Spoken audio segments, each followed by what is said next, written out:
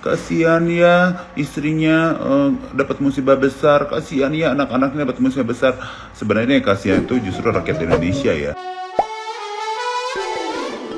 Punya rumah 271 miliar rupiah, begini gaya hidup glamor Sandra Dewi. Masyarakat Indonesia tengah dihebohkan dengan kabar dari suami Sandra Dewi sekaligus pengusaha Harvey Muiz. Karena suami artis cantik tersebut menjadi tersangka kasus korupsi hingga menyebabkan kerugian negara sebesar 271 triliun rupiah. Siapa yang tidak kenal Sandra Dewi? Namanya pun tentu tidak asing di telinga masyarakat Indonesia. Ia merupakan selebriti Indonesia yang dikenal dengan pernikahannya bak pangeran dan putri di dunia dongeng. Bahkan Sandra Dewi pun menjadi panutan bagi banyak orang karena keluarganya yang selalu terlihat harmonis dan nyaris sempurna. Mengetahui jika suaminya tersandung kasus korupsi, gaya hidup mewahnya keluarga Sandra Dewi pun disorot publik usai suaminya Harvey Muiz ditangkap Kejaksaan Agung. Harvey Muiz ditangkap menjadi tersangka kasus korupsi PT Timah Tbk. Tentu gaya hidup keluarganya pun kini menjadi topik hangat netizen Indonesia. Tentu sudah bukan hal aneh jika melihat Sandra Dewi dan suaminya sering berlibur ke luar negeri bersama anak-anaknya. Mulai dari negara Asia seperti Jepang, Australia, California, Amerika Serikat, dan sebagainya. Tidak hanya itu, sosok Sandra Dewi pun lekat dengan kemewahan. Ia selalu melengkapi outfitnya dengan berbalut barang mewah, mulai dari tas, anting, hingga alas kaki keluaran brand ternama. Tidak hanya sering berlibur ke luar negeri, Sandra Dewi pun diketahui memiliki koleksi tas-tas mewah. Beberapa di antaranya adalah Hermes dan Birkin. Ia pun juga terlihat sering menggunakan barang-barang dari brand Chanel dan Dior. Tidak hanya balutan outfitnya saja, Sandra Dewi pun menjalani hari-harinya dengan penuh kemewahan.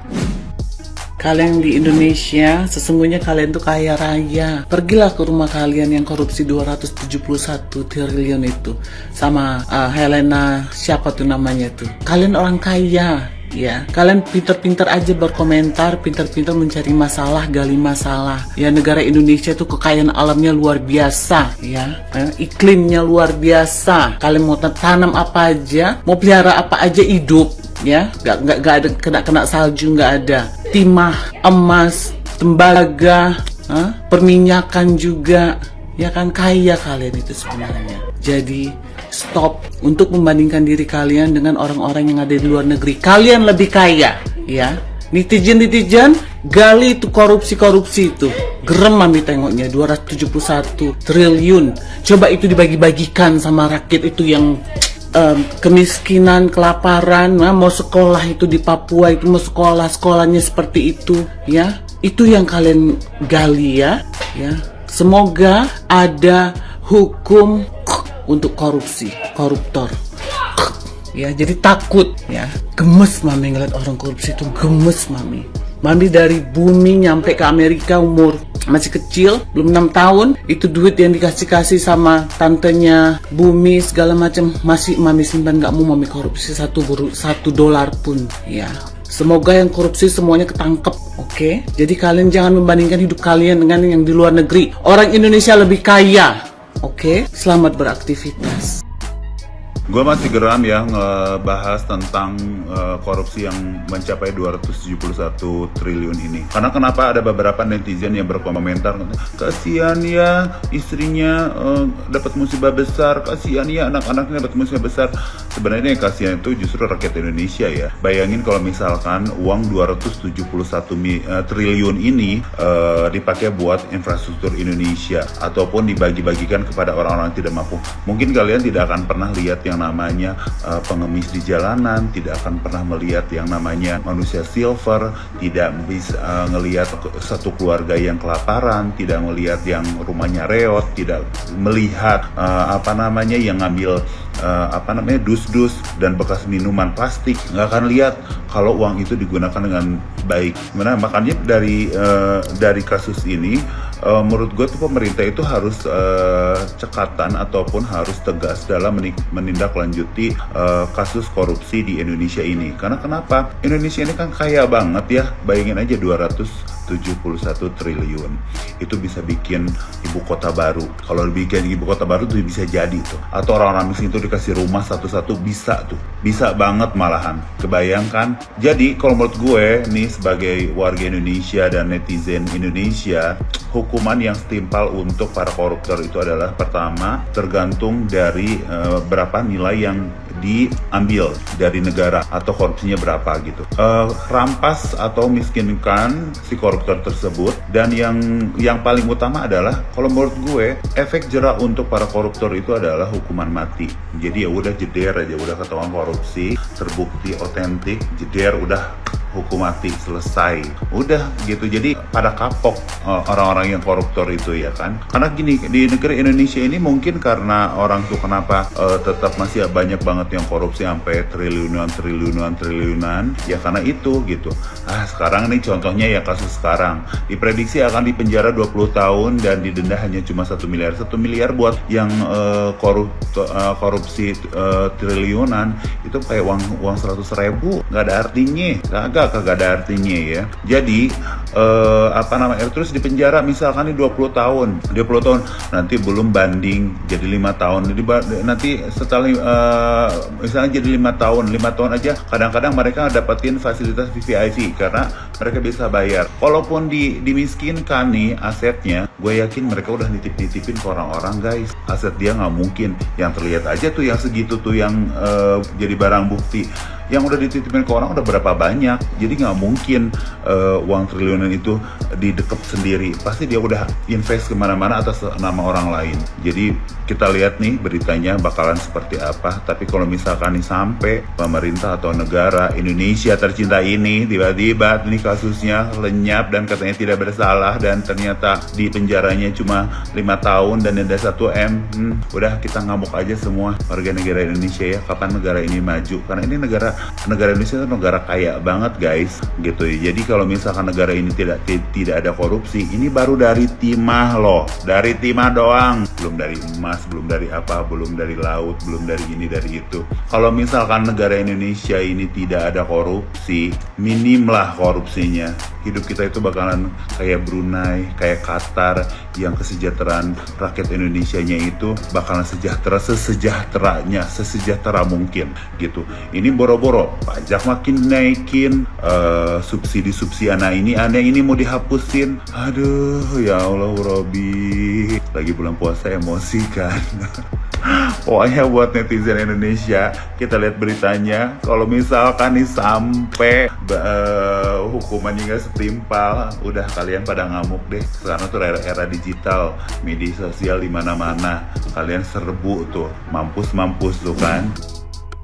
Ya guys, belum lama kasus penyakitnya Sandra Dewi yaitu ambeien, sekarang kasus suaminya ya. Jadi ada 2 berita ya lagi viral, tapi sekarang ini paling heboh karena ini menyangkut 271 triliun korupsi ya guys, dengan timah ya bersama Helena Lim.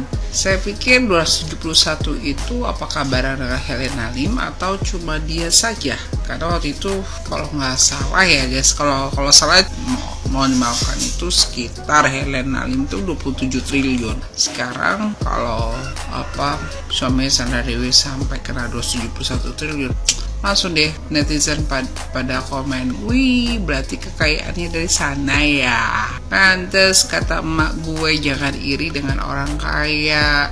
Ya kayak gini ternyata ya guys. Jadi ini kayaknya beritanya belum pasti banget ya guys. Ada yang bilang itu dari tahun 2015 dia sudah korupsi, makanya dia itu pestanya meriah pada tahun 2016 atau 2017. Tapi ada juga yang bilang dia korupsi itu dari tahun 2018 ya. Tapi tetap aja 271 triliun. Banyak ya guys ya. Dan tadi saya baru baca juga berita bahwa dia tuh terancam dimiskinkan, terancam dihukum seumur hidup plus membayar 1M. Dimiskinkan dan cuma 1M. Kalau dimiskinkan semua diambil dong. Ya enggak guys? Ya, kalau Helena Lim itu waktu itu dari rumahnya, kalau nggak salah ya guys, kalau salah ya mohon dimaafkan, 10M ya diambil ya dari rumahnya. Iya, mainannya sampai MM triliunan gitu. Saya belum ada 1M. kayaknya itu pantesan gitu ya. Nah, bukan itu saja, bahkan Sandra Dewi pun terancam juga guys jadi tersangka karena kasus pencucian uang dari suami. Nanti juga adiknya, orang-orang terdekat tuh bakal diperiksa juga. Siapapun tahu lah Sandra Dewi, beritanya tuh wah keren banget guys, pembantunya aja tempat tidurnya lux ya kan, wih gitu kan kita kan, terus rumahnya lift lantai 3, terus ya saya tahu tuh kamarnya suaminya dengan Sandra Dewi itu pisah karena kan Sandra Dewi suka kadang pulang malam karena syuting ya guys, tapi dia pisah itu karena gak ingin mengganggu ketika suaminya tidur, dia baru datang. Itu bagus ya guys ya, karena gak semua laki-laki loh mau seperti itu. Ada laki-laki maunya mepet mulu, curiga mulu, ya bagus juga sih ya, kompak lah. Nah tapi yang lagi disorot lagi dari netizen tuh adalah ketika ada video dari podcastnya Melanie Ricardo tentang bagaimana kalau Sandra Dewi itu bukan tipikal orang yang suka pamer, padahal dia punya jet pribadi loh guys. Nah ternyata di situ apalagi omongannya Sandra Dewi itu yang mengatakan, ya saya takut sama Tuhan, takut diambil katanya gitu ya kan. Bagus ya kata-katanya guys, menyertakan Tuhan. Tapi kalau misalnya korupsi menyertakan Tuhan ya harusnya nggak usah lah ya.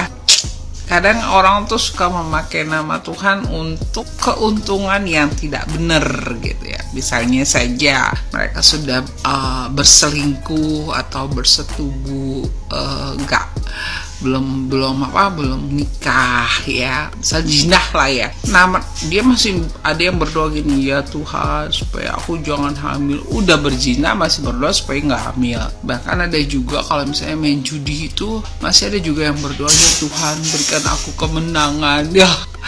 Ya gitu guys, padahal Tuhan kan Alkitab udah bilang siapa yang menyeruakan nama Tuhan harus bertobat ya. Banyak loh guys, yaitu ada kan kayaknya pelayanan tapi ya pakai setan. Ngeri ya guys ya, ngeri. Nah, saya juga kadang-kadang juga koreksi diri, hidup saya belum bener-bener banget sih. Ya guys, kembali lagi ke kehidupan mewahnya Sandra Dewi. Tapi ada juga yang bilang kasusnya bukan kasus korupsi tapi kasus penyuapan ya, sampai di lo netizen guys yang penghakiman masyarakat. Jadi dibandingkan dengan mantan seperti Reno Barak, terus Doni Adaben, itu belum seberapa dengan kekayaannya Harvey Muiz ya. Luar biasa ya kan, katanya nggak mau pamer tapi korupsi ya. Banyak ya guys penghakiman dari netizen. Maka ada netizen juga guys yang bilang kita tinggal nunggu nih kabarnya dari Nikita Willy, kasusnya dengan tantenya kan, Indra dengan tantenya. Aduh, akhirnya ada juga komen netizen yang bilang, wah saya lebih beruntung dong dari dia, katanya dia. Aduh ya kan, minimal gue nggak korupsi gitu. Waktu itu pujaan, sekarang buronan katanya. Aduh. Dengan kasus ini menyadarkan netizen juga ya guys bahwa kehidupan manusia itu tidak ada yang sempurna memang. Jadi jangan merasa diri Anda tuh lebih baik. Sekarang Anda baik-baik saja. Sebulan, seminggu, atau setahun kemudian Anda belum tentu baik-baik saja guys ya.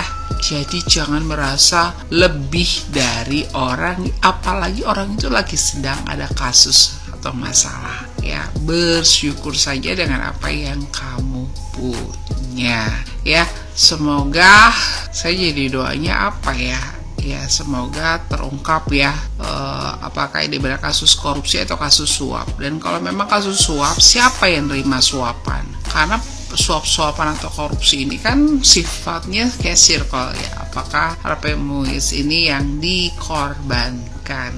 Katanya sih seperti film-film drakor. Dan yang saya tahu tuh suami Sandra Dewi itu anak orang kaya juga ya guys. Cuma ya gitu ya, udah kaya kok masih tamak ya. Makanya ada yang bilang manusia serakah ya. segala itu menjadi urusan mereka sama Tuhan juga pengadilan ya guys.